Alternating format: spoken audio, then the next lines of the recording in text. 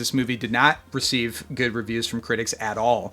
In fact, it's one of Spielberg's lowest rated movies on Rotten Tomatoes. I think it has something like a 28, 29% rating, which I think is a bit too harsh. I mean, I don't think Hook is a perfect movie by any means, but I do think there are some elements that are well made and are fun and are enjoyable. So that's one side of Hook in terms of its legacy. Then the other side is the people that defend this movie, the people that love this movie. I mean, this is a film that I think is one of the few, if not only, Spielberg movies that has a legitimate cult following. And there's clearly a lot of nostalgia connected with that. And that's kind of the angle that I'm coming from with this review. So when I was a kid, I, of course, loved this movie. I loved the look of the movie. I loved Robin Williams. I loved Julia Roberts' Tinkerbell, probably one of my very earliest cinematic crushes ever that I can think of. I loved The Lost Boys. I loved Captain Hook in Smee, played brilliantly by Bob Hoskins and Dustin Hoffman. The imaginary food fight scene was a huge highlight for me as a kid. I loved the music. I loved all the fun pirate stuff that's at the end of the movie. And watching it as an adult, there's still a lot of that stuff that I still do enjoy. But it's also a movie that's 2.5 hours long. That definitely does not need to be that long.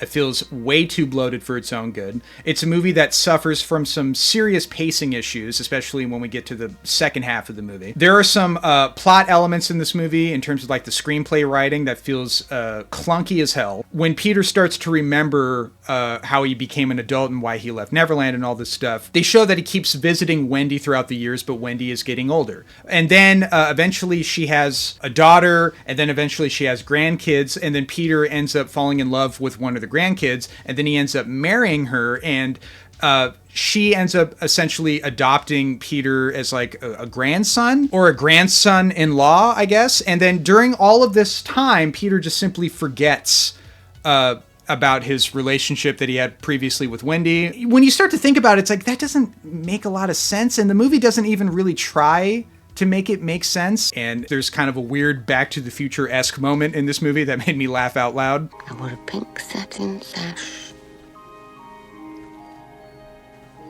but you didn't come. Grandma? Oh, that's not right. No.